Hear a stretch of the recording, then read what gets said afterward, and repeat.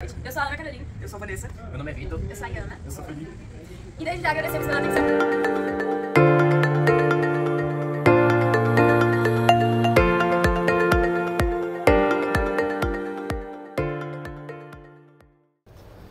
Meu nome é Alexandre, eu entrei no curso de mecatrônica em 2017, no segundo semestre, e eu me formei em 2023, no primeiro semestre. O que te motivou de início assim a escolher o curso de engenharia mecatrônica?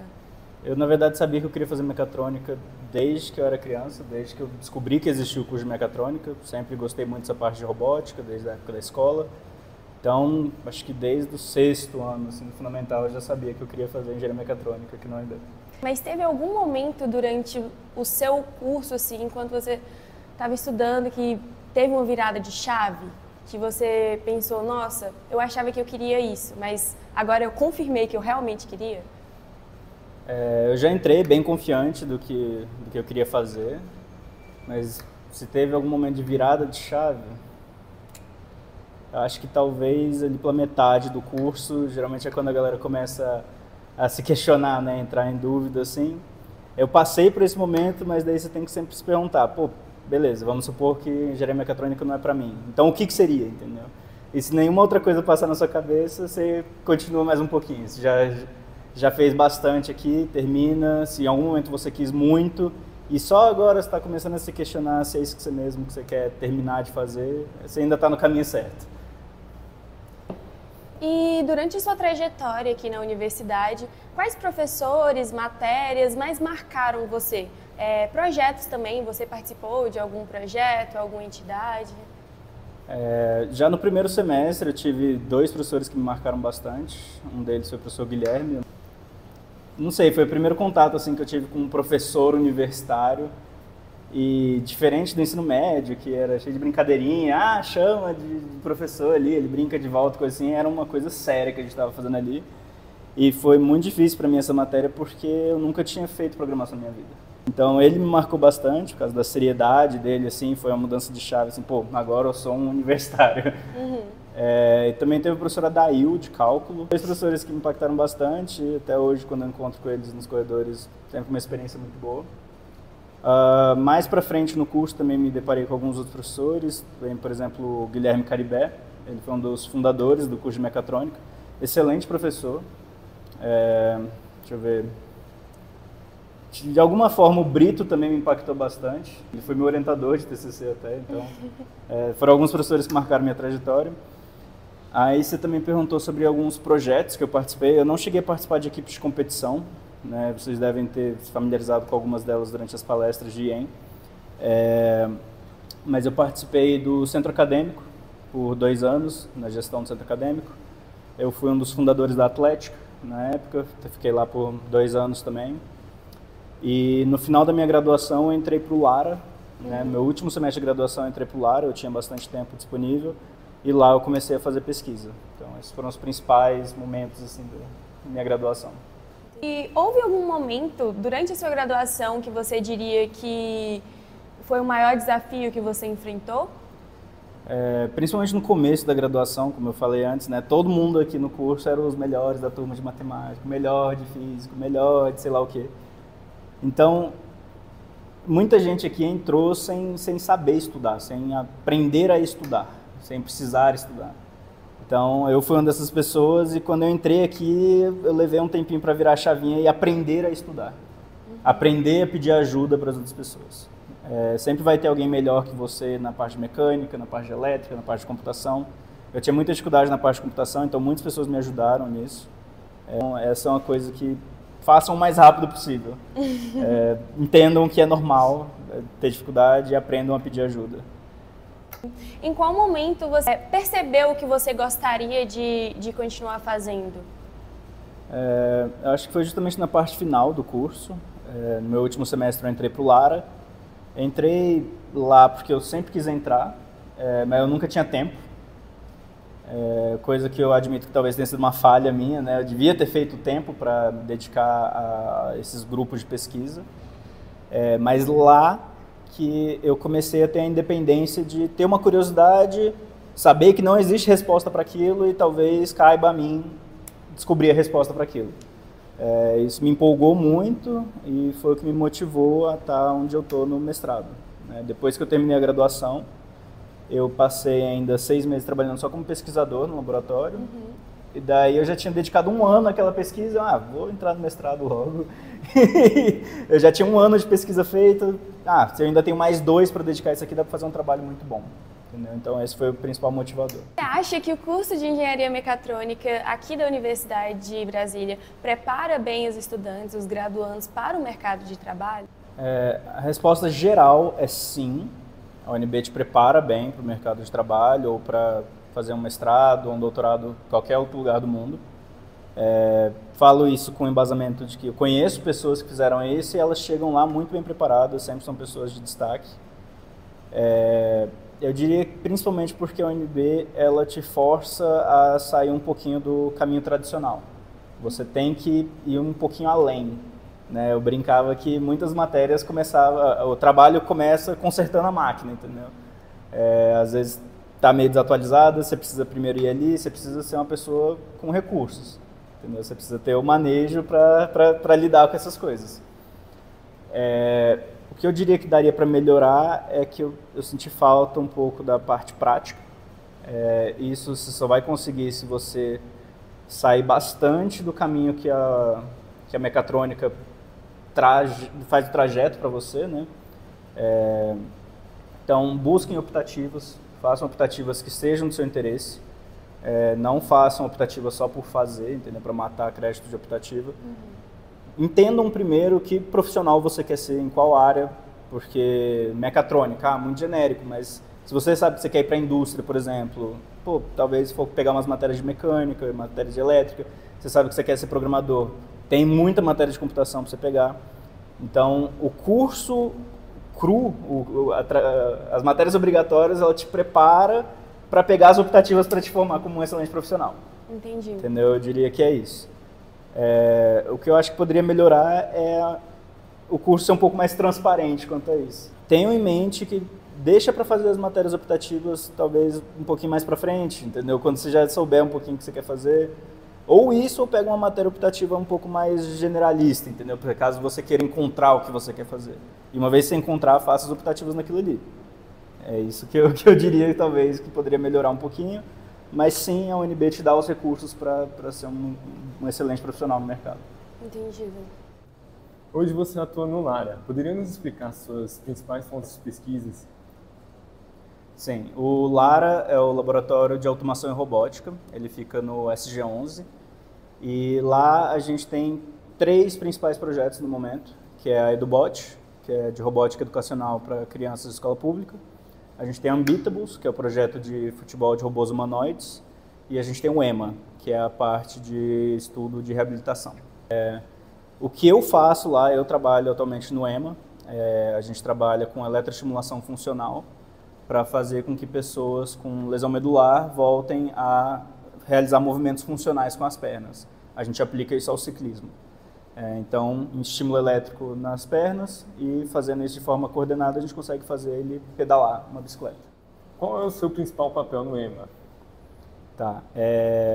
Eu passei por algumas diferentes fases no EMA, mas a minha pesquisa ela é voltada para fazer simulações musculoesqueléticas para otimizar o movimento de pedalada. Então eu coloco no computador um modelo do nosso voluntário. Lá eu crio todas as hipóteses que eu quiser para fazer ele pedalar da forma como eu quiser e eu posso avaliar quais seriam as sequências de ativações musculares para gerar aquele movimento.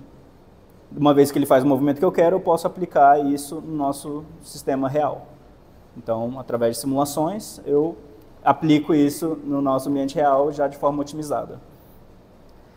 Mas eu também tenho a função de fazer as manutenções mecânicas do nosso projeto, então fazer as manutenções do nosso triciclo. Eu dou os treinos do nosso voluntário, eu treino as pessoas que entram no laboratório, caso elas queiram seguir uma linha de pesquisa parecida com a minha. Então, acho que essas são as minhas principais funções no EMA, além de, claro, ser um aluno de mestrado. Então, assistir matérias, dar aula, e todas as outras funções de um aluno normal. Que tipo de tecnologia e conhecimento de engenharia mecatrônica você aplica no projeto? Certo, então eu aplico muita coisa de mecânica, né? E não na parte de manutenção do triciclo, não é essa mecânica que eu estou falando, e programação. A minha pesquisa envolve muito programação porque eu preciso desenvolver meu sistema, eu preciso rodar minhas simulações, eu preciso ser capaz de criar problemas ótimos para serem resolvidos e eu preciso ter em mente uma noção de mecânica, né? É um sistema dinâmico acontecendo ali e eu preciso ser capaz de programar ele. Então, esses dois principalmente. Apesar de ser um projeto de eletroestimulação, eu não uso tanto a parte da elétrica, mas eu uso a parte de controle, entendeu? Então, eu uso a parte de controle, ótimo, eu uso a parte de mecânica para entender a minha simulação e eu uso a parte de programação para realizar minhas simulações. Tem que existir um programa por trás disso. Quais foram os principais desafios técnicos ou humanos que vocês enfrentaram dentro do projeto EMA? Foram alguns, vamos em ordem cronológica, né? Existe o desafio técnico de tornar o nosso sistema totalmente embarcado, né? Ele já foi em um momento no passado, deixou de ser, a gente teve que embarcar de novo, então fazer ele ser totalmente não necessário de uma fonte de alimentação externa, por exemplo, ele é totalmente independente. A gente teve que fazer um retrofit no nosso sistema, na parte mecânica e na parte eletrônica, porque estava velho, defasado já.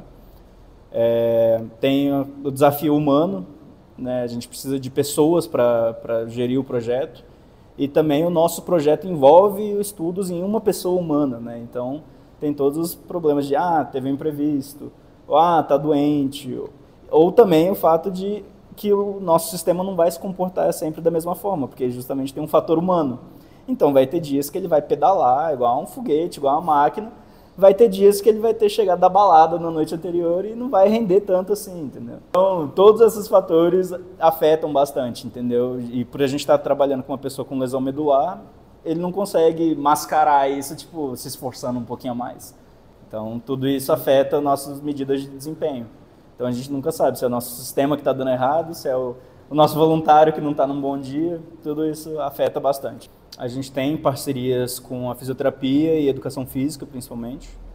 Lá no laboratório, a gente tem um fisioterapeuta, ele é do laboratório do João Durigan, lá na Ceilândia.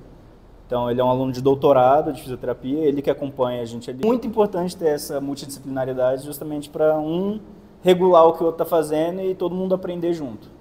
E a gente também tem o pessoal da educação física justamente para ajudar a gente na questão dos treinos, né? A gente precisa ter uma melhoria de performance constante, então tem que ter um acompanhamento de um educador físico.